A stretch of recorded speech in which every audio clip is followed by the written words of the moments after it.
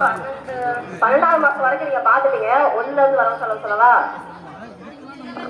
எந்த நோட்டு தெரியுமானே? சரிங்க, நான் வந்து எடுத்து காமிக்கிறேன் ஒன்று. அப்பதான் உங்களுக்கு பவானிக்கு சம்பளம் 5400, ஓவியத்து சுத்தம் முத்தலருக்கு அவங்களுக்கு சம்பளம் 3000, பொங்கல் போனஸ் 19000. 1ஆம் மாசம் வரைக்கும் 12 வரைக்கும் தானே காமிச்சு. பெருவிளக்கு ஜாமான் வாங்கியது 19850, புதிய சிண்டெக்ஸ் வாங்கி அமைந்தது கம்பூர் அலங்காபட்டி. அமைதியா இருந்தாண்ணா.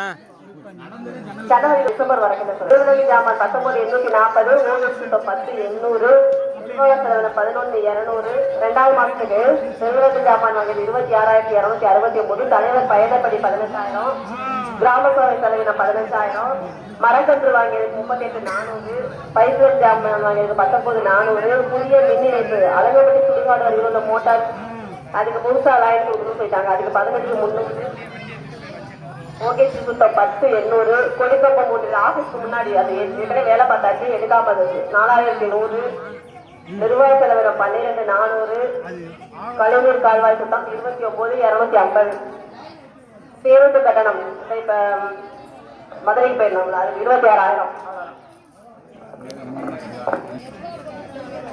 டோட்டல் பண்ணிட்டியாமா?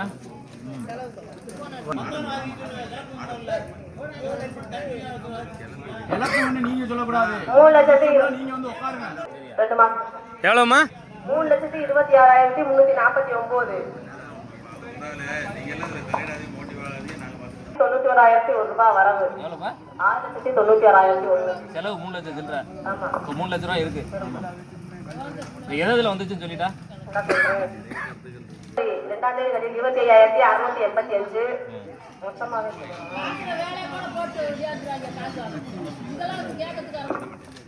நம்ம ஊராட்சி நூலகம் இல்லைங்க, பொதுவா தமிழ்நாடு நூலகத்துக்கு கட்டுறோம்.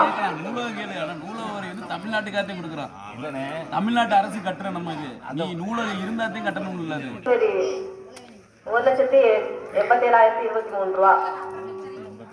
கட்டிட வரைபடம் 12,160, தண்ணீர் கட்டணம் 1,200, எஸ்எல்சி 3,34,483, 23/1 எஸ்எல்சி 76. தொழில் வரி 2வது மாசம் ஏடி பஞ்சாயத்துல ஒரு வரவு வந்திருக்கு 1,88,102. என்ன பண்ணுமா எங்க எஃப்டின்னு சொல்லிட்டு வர அமௌண்ட் 1,82,000. வேற நீ சொன்ன வரவு சொல்லோட அமௌண்ட் கூட